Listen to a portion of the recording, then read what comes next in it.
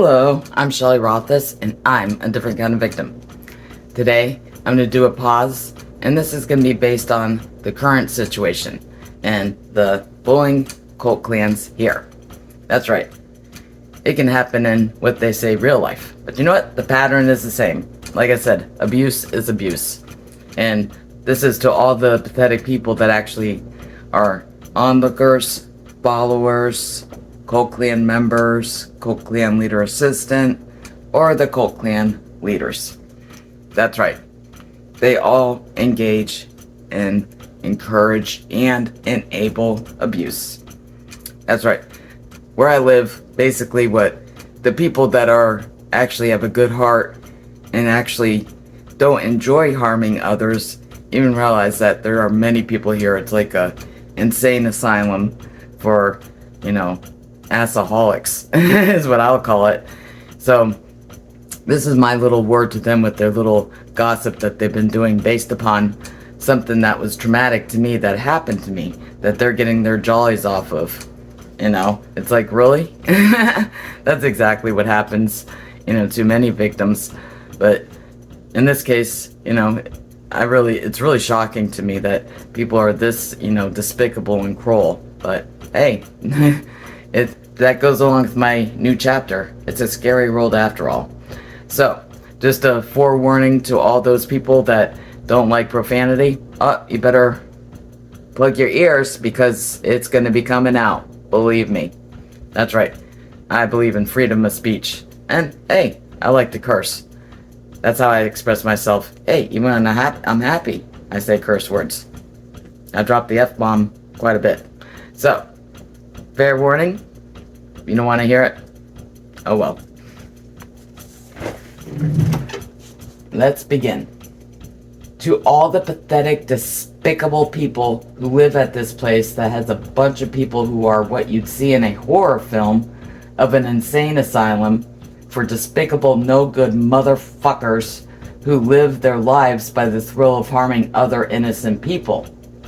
This includes anyone who is pathetic to even sit there and listen to others talk about the incident that happened to me, especially since they are making obvious lies about something when they have no idea what actually happened. The red flags started on August 1st, 2023, and me and Grumpster had started dating on May 20th, 2023. We went to one of the arcades that he likes to go to. Assica was fooling around with her best friend's newly ex-husband for a while during the beginning stages of me and Grumpster's relationship. Although, when Assica found out that Grumpster was interested in another woman, she wanted to meet me as soon as possible. I myself was hesitant because I honestly didn't want another relationship with anyone else. That's right, after the recent bullying incident, Grumpster was the first person that I felt comfortable with. It was just, like I said, it was like a connection right away when I met him. And I was wrong. I just felt that. I thought he was a really good person. And even if it didn't, end up being an intimate partnership, I saw him as a lifelong friend. And that was, just how I felt about him and what I thought. But as you'll see based on my, what I'm about to read, is that wasn't true, unfortunately.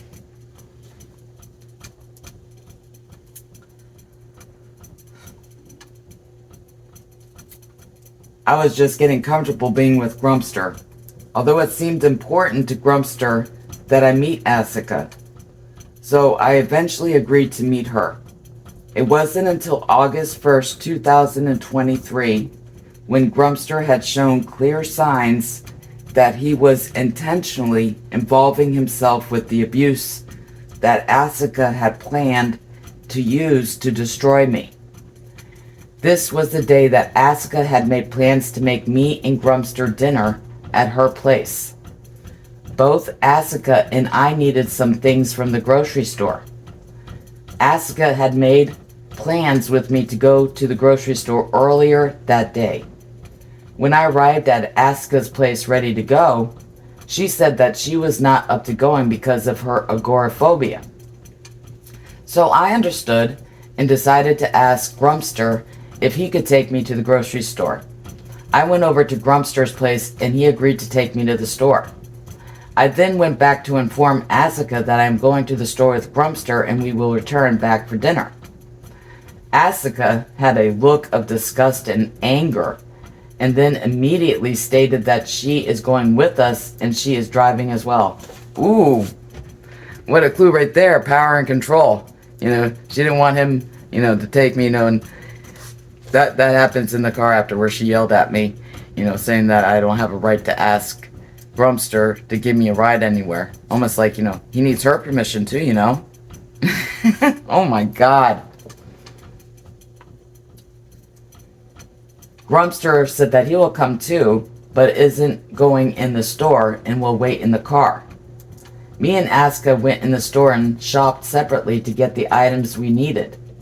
Assica got finished before I did, and as I was in line to check out, Assica had called me and yelled at me, saying, "Hurry up, I have agoraphobia!"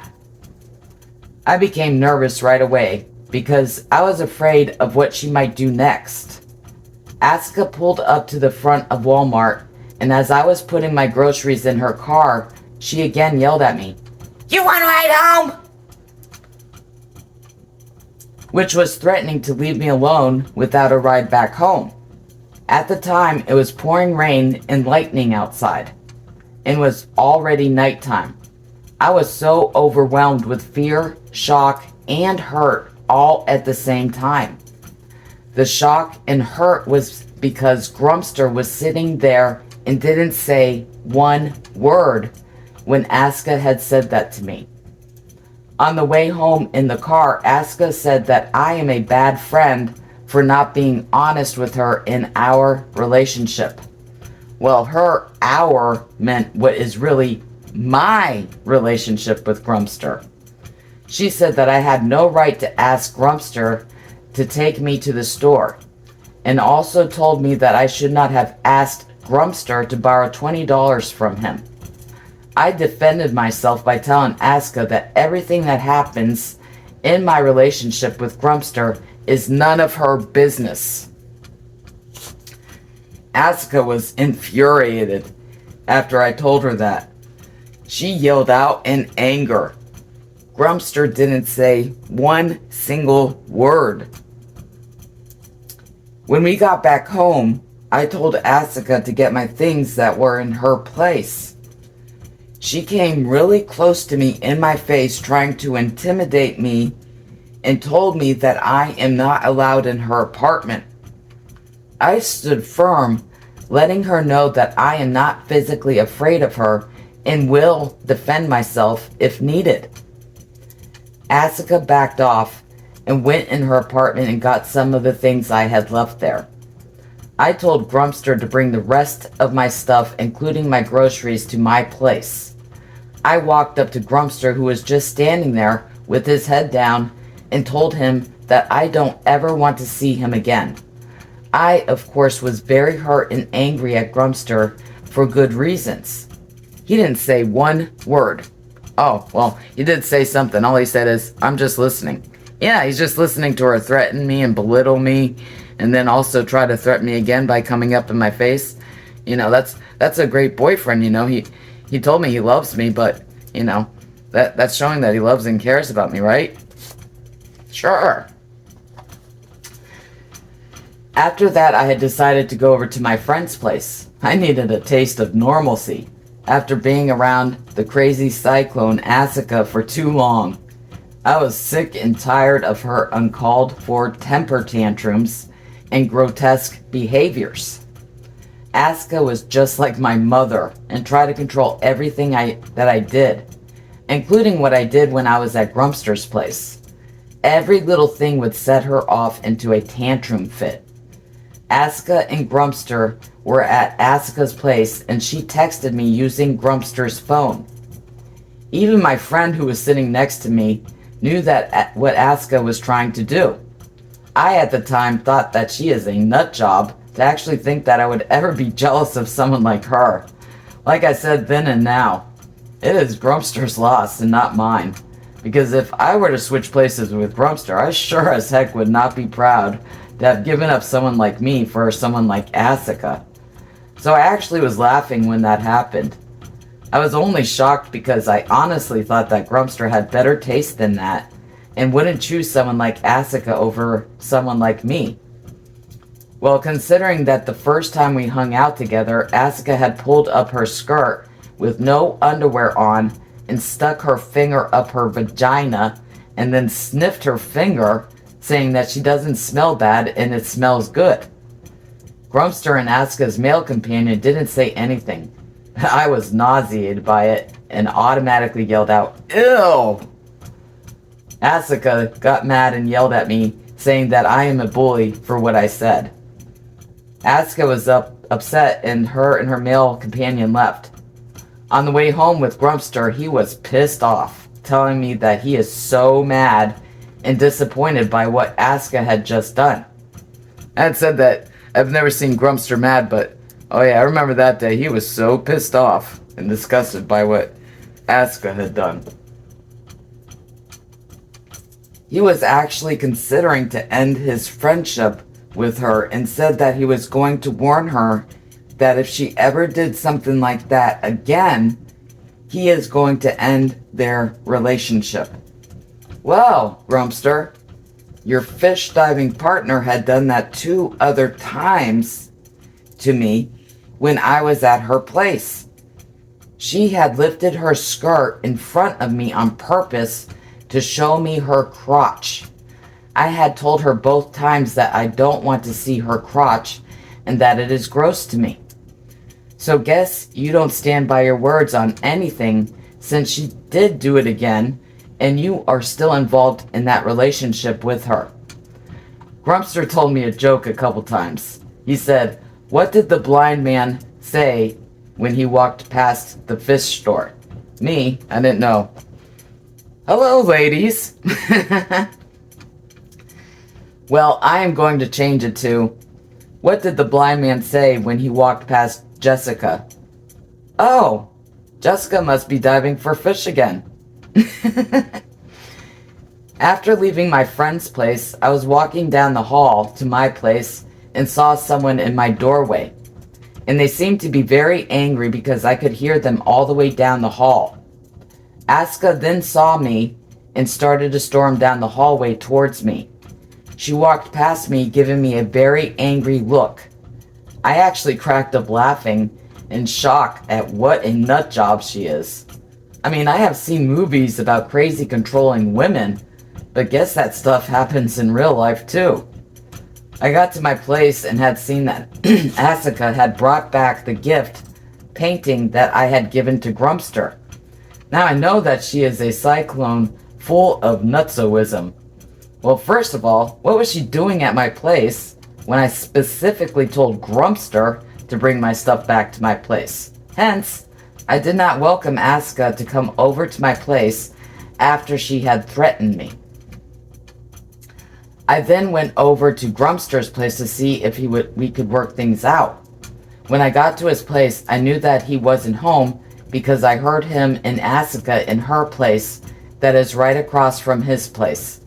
So I was extremely hurt, angry, and felt like a total fool because the man that had promised to never let anyone hurt me was at the one person's place who had just threatened and belittled me right in front of Grumpster.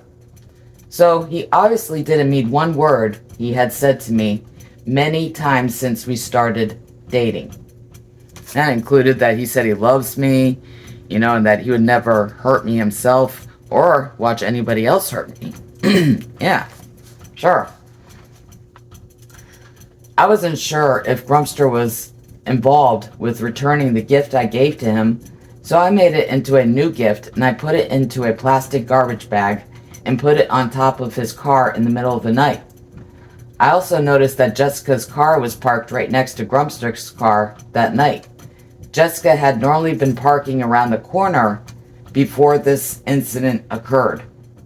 So the next day, I walked around the building to see when the gift was taken. Then, in the later afternoon, I saw that Grumpster's car was gone, and Jessica's car was still there. So that means that Grumpster did get the gift I left on top of his car. I decided to give it some time because I wanted to find out what he was up to and why he would be such a coward and despicable asshole to abandon me after I had been treated in despicable and cruel ways. Grumpster didn't even call or text me to see if I was okay after that incident happened. I decided to contact him myself. Grumpster had begun to ghost me because he normally would answer his phone and text messages from me pretty quickly. After that incident, he began to not answer his phone and didn't respond to any of my text messages. So I knew that he was avoiding me purposely as a way to hurt me. After a week, he did answer his phone and agreed to talk to me about what happened. When Grumpster came over to my place, he tried to make it as though nothing happened and we were like we were before all this happened. I could tell that he was hiding something and had guilt written all over his face. I asked him if he got my gift. Grumpster played dumb, like he didn't know what I was talking about. I know he got the gift, because his car was gone. That means he went out, and the gift was right on top of the driver's side. I then told him that Assica returned my gift that was in Grumpster's place. He again played dumb, saying that he doesn't know anything about it. Let's take note that my gift was right in front of his TV on the floor. He said that he was planning on hanging it up on his wall because he liked it so much. I also questioned him how he sat there and said nothing when Assica had threatened me right in front of him. I told him how hurt I am that he did that and how he didn't even call me to see if I am okay. He gave me a lame excuse and said that I told him that I never wanted to see him again. Well, a person who cares about you would feel guilty for doing that to someone that they claim to love. Also, I was rightfully extremely hurt and angry by him doing that. Plus, I said that to him after he stood there and watched Assica get in my face in the hallway between his and her apartment. The next day, we went over to his place for a little bit, and right after we got there, Assica walked in without even knocking. That's right, she has a key to his place. He says it's for emergencies, but, you know, he knocks on her door when he goes over to her place, but she just walks right in. You know, sometimes she knocks. This time she didn't knock because she knew I was in there. You know, she had to show that, you know, she has the power and control to do as she pleases, you know? Yeah. The key is for power and control. She said, "I miss you." Grumpster thought that she was talking to him, and he said, "I miss you too." Assica told Grumpster that she was talking to me. Grumpster was like, "Oh." Assica asked me if I am okay with her being there, and I told her that I'm not. So she said that she understands and then left. We went over to his place again a couple hours later, and when we walked in, there was a cup of coffee on his counter.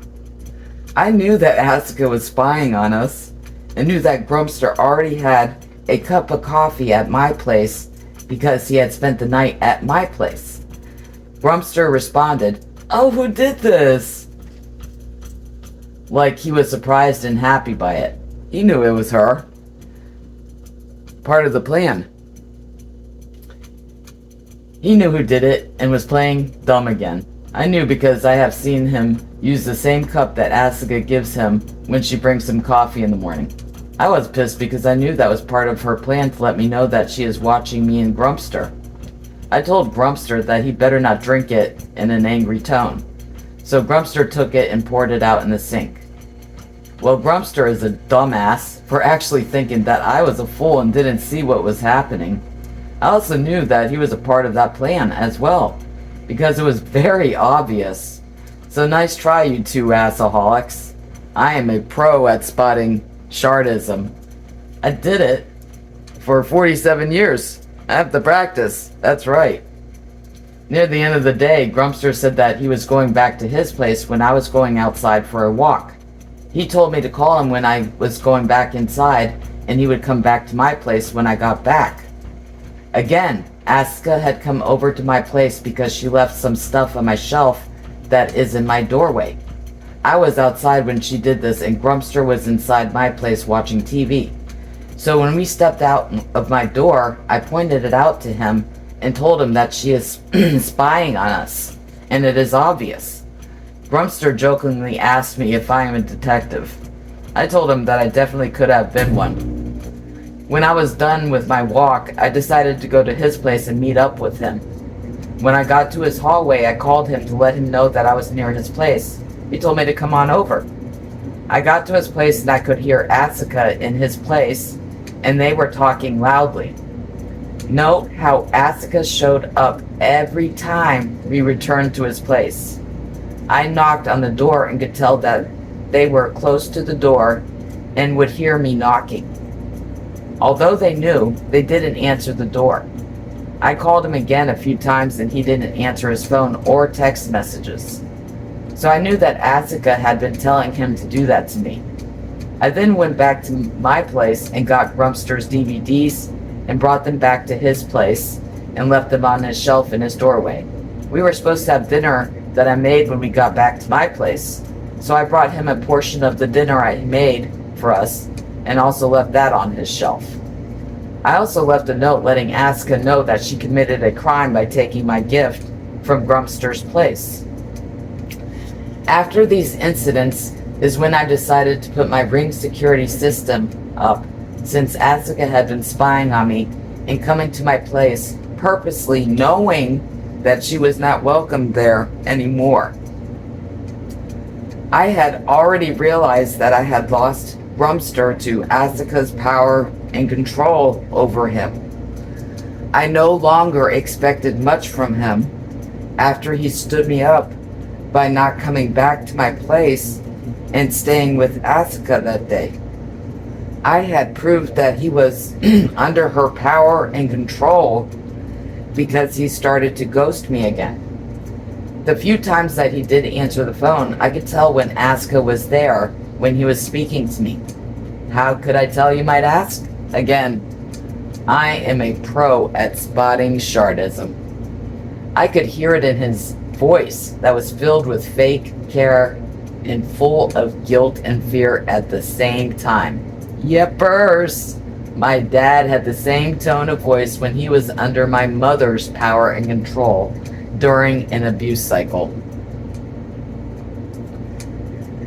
So, to all you pathetic, no-good assaholics who are a part of the bullying cult clans and are spreading lies about me saying that I am lying, well, if you have at least a pea-sized brain, you'd realize that there was abuse going on before the one incident nobody can believe. Also, I have pride and sure as fuck wouldn't have sexual intercourse with someone who is engaging in abuse against me. I'd rather have a one-night stand than have sexual intercourse with someone who would do those cruel and despicable things to me. That's because, unlike many others, I have strong, strict morals about having sexual intercourse. One being is I would only want to do that with someone who does actually love me and I love them. Obviously, Grumpster didn't love me, and I surely wasn't going to break my morals for a motherfucker who would do those things, especially to someone who did have strong and true feelings for them. Also, anyone who believes anything that Mary Assalulu says is an imbecilic moron to believe a person who doesn't know their ass from their head.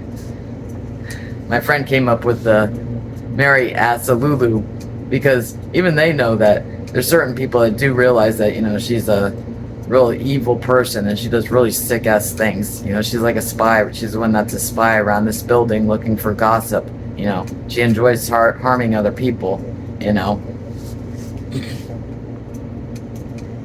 To those nosy ass, no good motherfuckers who are encouraging, enabling, or engaging in the gossiping, bullying cult clans, I'll answer that question for you.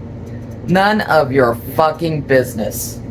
Mind your own fucking business. You know, stop going around trying to harm other people because you guys are pathetic, despicable assholes who just enjoy doing things to harm other people. Jeez, what great people you are. I mean, it's just amazing to me. I've heard about this stuff, you know, based upon how people treat victims and whatnot. And then it happened to me. You know, it's like, I really couldn't believe that people could actually be that cruel and despicable. But here it is, it's right in front of me. But again, you know, online or even in real person, the patterns of abuse, they don't change. They're very alike in the ways that the abuse is carried out. And again, being an asshole is a choice. And these people choose to do these despicable and cruel things. So, that was my pause based upon the current situation as to what happened, and based on the gossip, bullying cult clans out there who are out there, you know, saying bullshit and crap and lies about me or whatever. It's really none of their business, and I didn't want it to be. Of course, you know, Lord Dorpsharter had to start shit, you know, because he was mad about, you know, something really petty, and he, you know, actually didn't get it all correct as to what he was mad about, but he just impulsively went to gossiping, bullying cult clans that he didn't even know them, and he really didn't even like them from what he told me, you know, that he would never have anything to do with them. But, you know, his drugs are more important to him, you know. Plus he has a criminal record of, you know, grand theft, you know. He's a really honest person, if you know what I mean, you know. Just like, you know, Mary Assalulu, you know, she's a really great person, you know, but she's very honest, you know. So, anyways, I'll cut it right there, and I hope to see you for the next one. I'm Shelley Rothus, and I'm a different kind of victim. See you next time.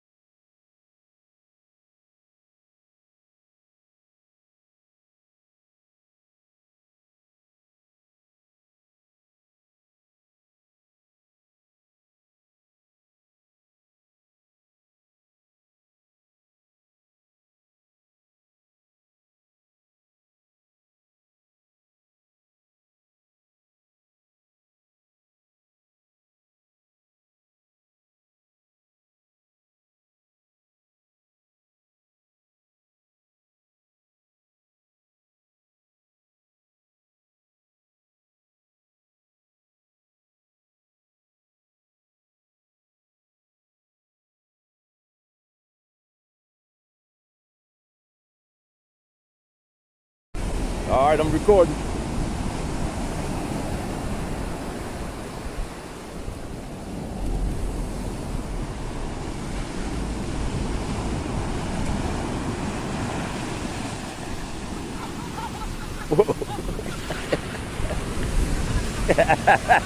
Yeah.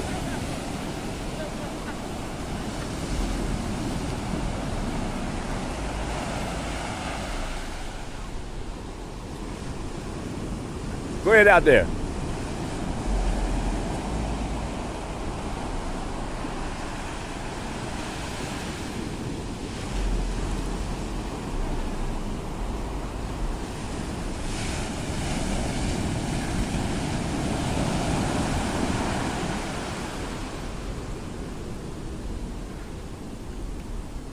You're going to drill right down in the ground. Watch.